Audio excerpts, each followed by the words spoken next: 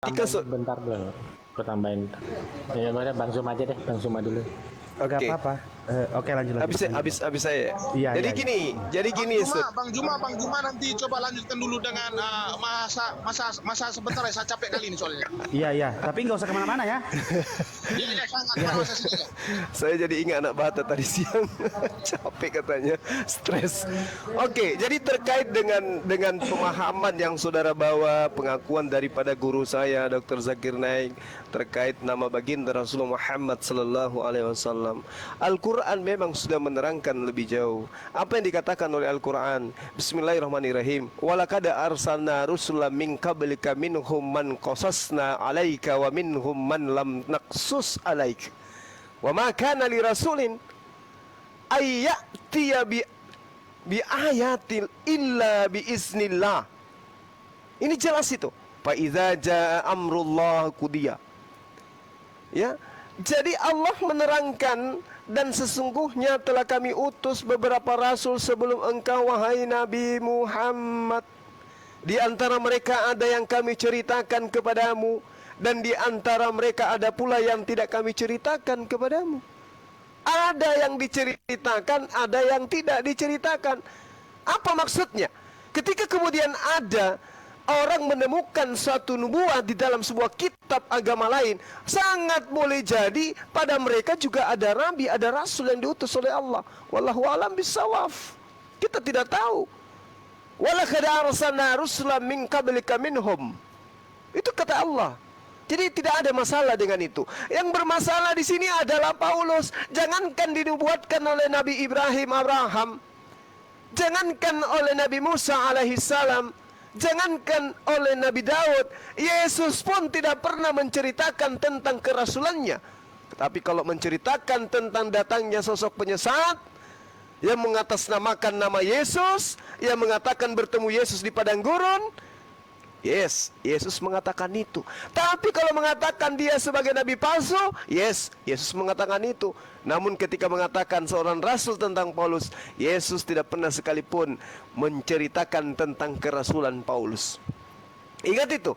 Justru tadi yang saya katakan adalah, tunjukkan satu orang Farisi yang keluar dari Yerusalem mendirikan sebuah sekte selain Paulus.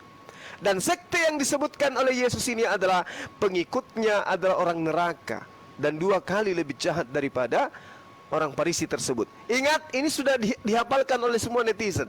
Matius 7, nomor 21 sampai 23. Yesus mengusir orang-orang yang memanggil dirinya Tuhan.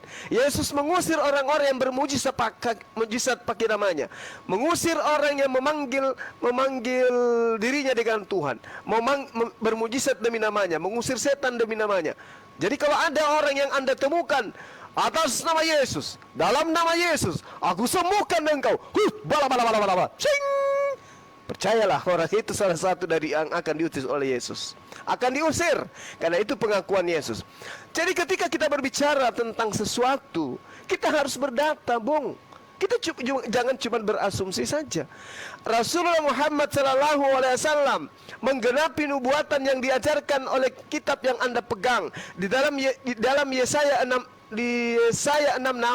jelas di sana di data 23 dikatakan, bulan berganti bulan, sabat berganti sabat, maka seluruh manusia akan datang untuk sujud beribadah menyembah kepada aku. Apakah Paulus mengajarkan sujud dalam beribadah? Tidak. Yang mengajarkan sujud hanya baginda Rasulullah Muhammad SAW, dan seluruh penjuru bumi kemudian datang bersujud kepada Allah menggenapi Yesaya 66:23. Sabat berganti sabat, bulan berganti bulan, tetapi semua manusia akan datang kepadaku sujud beribadah menyembah di hadapanku. Demikian firman Tuhan. Itu dia digenapi oleh siapa? Oleh umatnya baginda Rasulullah Muhammad SAW. Lalu Kristen ini mau kemana? Sujud kagak, masuk ke Yerusalem kagak bisa. Lalu Anda mengatakan dengan alasan Anda bahwa orang Kristen itu adalah apa? Yahudi baru, Yerusalem baru. Ini pola dari mana? Siapa yang ngajarin? Yeay! asumsi Anda itu liar kali loh.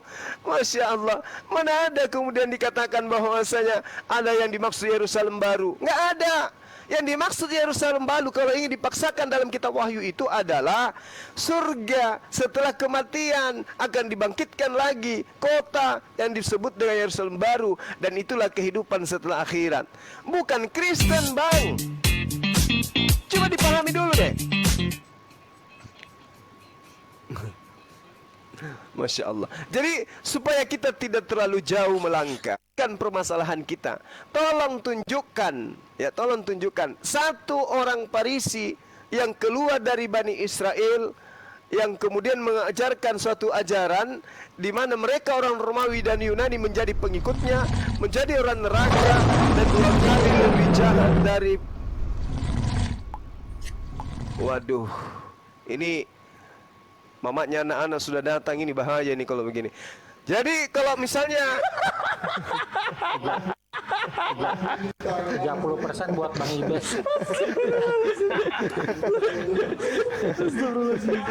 Lanjut.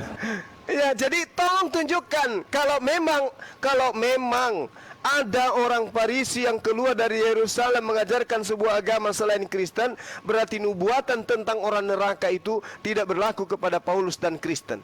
Tapi kalau Anda tidak bisa menunjukkan adanya orang Farisi yang pengikutnya kemudian menjadi orang neraka, maka saya katakan yang menggenapi nubuatan Yesus tentang datangnya orang Farisi yang keluar menuju Romawi dan Yunani, mentobatkan orang Yunani dan Romawi menjadi orang neraka, maka jelas itu adalah Paulus dan Kristen.